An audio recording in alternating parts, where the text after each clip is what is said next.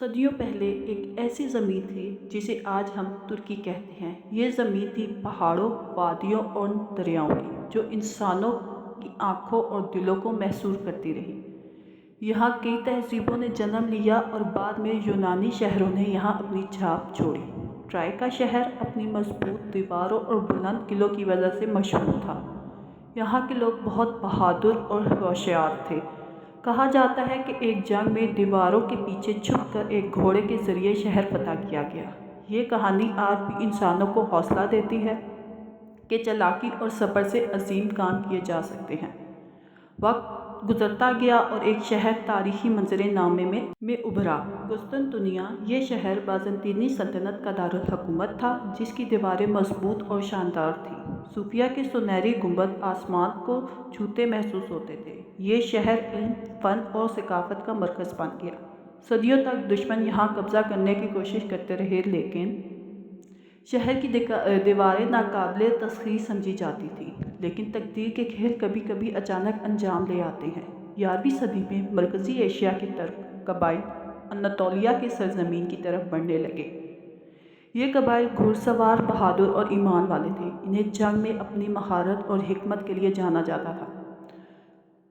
اس کے بعد ایک فیصلہ کن جنگ ہوئی۔ سلجوقیوں نے بازنطینی فوج کو شکست دی اور اناطولیہ میں ترک حکمرانی کے دروازے کھل گئے۔ یہ فتح نہ صرف زمین کی تھی بلکہ ایک نئے دور کی بھی شروعات تھی۔ 1300 کی دہائی میں ایک نوجوان رہنما ابھرا، عثمان اول۔ وہ بہت بہادر اور دور اندیش تھا۔ اس کی قیادت میں چھوٹے چھوٹے قبائل متحد ہوئے۔ اس کا خواب ایک مضبوط سلطنت بنانے کا تھا، جو امن، عدل اور بہادری کی علامت ہو۔ رات کے سناٹے میں وہ ستاروں کے نیچے اپنے خیمے کے پاس کھڑا ہو کر سوچتا، ایک دن میری سلطنت دنیا کے نقشے پر سب سے بڑی ہوگی۔ یہ خواب جلدی حقیقت بن گیا اور عثمانی سلطنت نے تاریخ کے صفحات پر اپنی جگہ بنائی۔ 1353 میں سلطان محمود ثانی نے ایک عظیم منصوبہ بنایا۔ قسطنطنیہ، جسے 1000 سال سے ناقابل تسخیر سمجھا جاتا تھا، اب سلطان کے سامنے تھا۔ اونچی دیواریں، مضبوط قلعے، لیکن حوصلے بلند فوج۔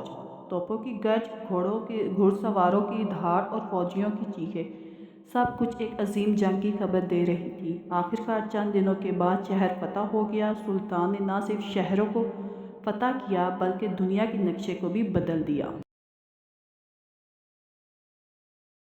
سلطان سلیمان عظیم کے دور میں سلطنت اپنی بلندیوں پر پہنچی۔ عدالت، فن، تجارت اور علم کا جادو بکھرا۔ مسجدیں، قلعے اور بازار آباد ہوئے۔ سلطنت کی شان ہر طرف محسوس کی گئی۔ وقت کے ساتھ ساتھ سلطنت کمزور ہونے لگی۔ اندرونی فساد، بیرونی دباؤ اور جنگیں سلطنت کی بنیادیں ہلا دینے لگیں۔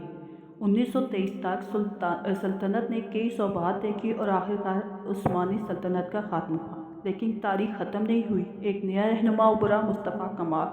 اس نے جدید ترکی کی بنیاد رکھی، جس نے ماضی کے نئے انداز میں زندہ کیا۔ ترکی اب مشرق اور مغرب کے درمیان ایک پل بن گیا ہے، پرانا ثقافت اور جدیدیت کا امتزاج۔ یہ کہانی ہمیں یہ سکھاتی ہے، ہر عظیم سلطنت اور ہر کامیابی صبر اور ایمان اور حکمت سے ممکن ہے۔ تاریخ صرف ماضی نہیں بلکہ ہمارے آج اور کل کے لیے رہنمائی ہے۔